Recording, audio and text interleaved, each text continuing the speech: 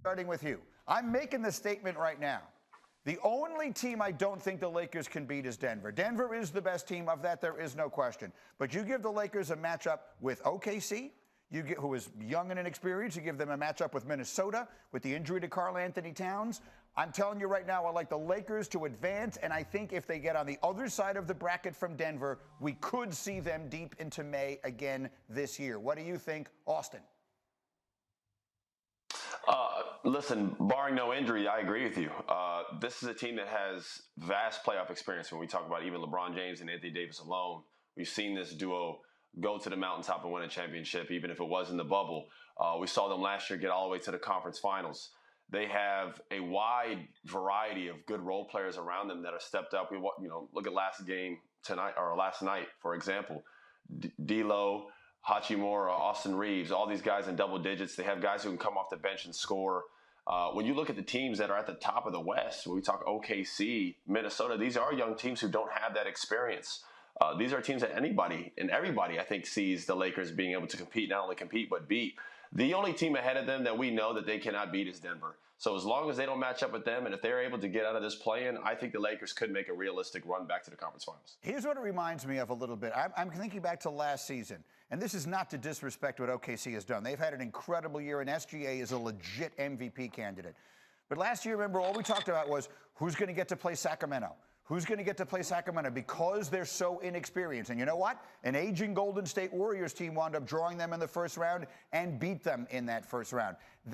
That is what LeBron is capable of doing for your Lakers so long as they stay out of the way of Denver, because nobody's beating them. So, okay.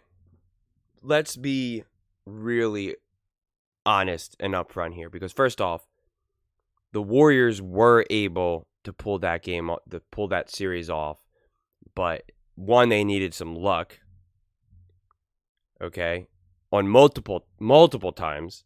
Draymond Green, getting suspended, Sabonis getting real cold, Steph Curry needing to go off for 50-plus points, completely emptying the tank, and then had nothing left for the following series. That's what happens when you're an older team, or that your leaders are older, aka LeBron James and Anthony Davis. These series get real long and real hard. And yes, you absolutely can take advantage of the youth and the inexperience and the intensity of the moment. And that is something that LeBron James and the Lakers absolutely have going for themselves, without a doubt. But this idea, I mean, let's be serious here. They beat the Wizards combined for 60 points, and now they want to act like, oh my God, they're going to the conference finals. Sure, it's absolutely possible. It's LeBron James. You're never just going to 100% count out LeBron James. But that's not an interesting conversation to me. The interesting conversation to me is what's more likely to happen, not what's possible. Anything's possible. It's possible that LeBron James sweeps the Nuggets and goes to the championship and beats the Celtics. That's possible. But is it likely? Of course not. So the Lakers, what people need to understand is that once you hit the playoffs, everything gets more intense, more physical, and more exhausting. And the older players, the Steph Currys, the Kevin Durants, the LeBron Jameses, they struggle. And Anthony Davis, even though he's not as old as those guys, but he's got an older body. It's harder for them to recover game to game. We saw this now for the last few years with LeBron in the playoffs. He'll have like an amazing, game followed by a really bad game or a poor game, especially by his standards.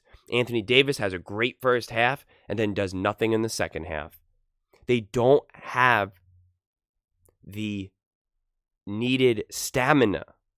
Their bodies, it takes longer. The older you get, the longer it takes for you to recover. You can't bounce back as quickly. So that is where a player like a LeBron James runs into trouble. Same thing with Anthony Davis. That's why they don't like when he plays back-to-backs, because his body needs more time to recover. The way how you often get injured outside of, some of these more freak accidents, or, you just slip and fall, or you slam on the ground and, in a certain way. One of the biggest predictors of what leads to an injury is actually fatigue. If you're a weightlifter, weight trainer, you most likely are not, you don't get injured on that first exercise, that first set, that first rep.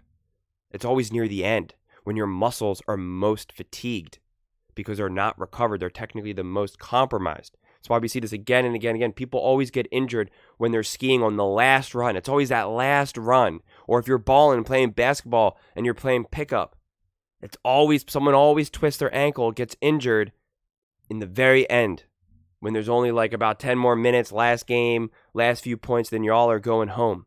And then that's when you roll your ankle. That's when you tear your meniscus. So that's what happens when you're more fatigued. And so with someone like a LeBron James, his body, it's not a matter of heart. It's not a matter of heart.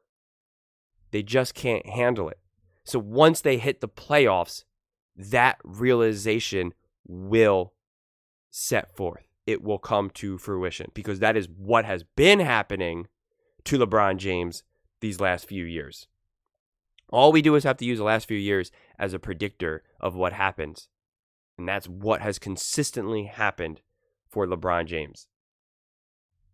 It wasn't like that before when he was younger, but that is what it is now. And so then now you are going to have to rely on Anthony Davis and D'Angelo Russell and Austin Reeves and Rui. And that's what you're expecting. You're expecting those guys to be able to lead you to the Western Conference Finals? I'm just not seeing it. And yes, you have these other teams that are younger, which absolutely plays a role. Absolutely. And that is how the Golden State Warriors were able to lean and win. But OKC has some experience to a degree. These aren't completely young guys. Minnesota has some experience. They still have their own growing pains, without a doubt. And I'm not saying that they necessarily have, zero chance of losing to the Lakers, because of course they do. But it's going to be different. And make no mistake about it. I watched every single minute of that Warriors versus Kings series. Every single minute. And it was grueling for the Warriors. Grueling. And a lot of bounces needed to go their way. Like Harrison Barnes missing that wide open shot. He had a wide open shot, a shot that he would make probably realistically 70+% of the time. For those of you who don't know, when a basketball player is open, their shooting percentage is like literally like 70 or 80%.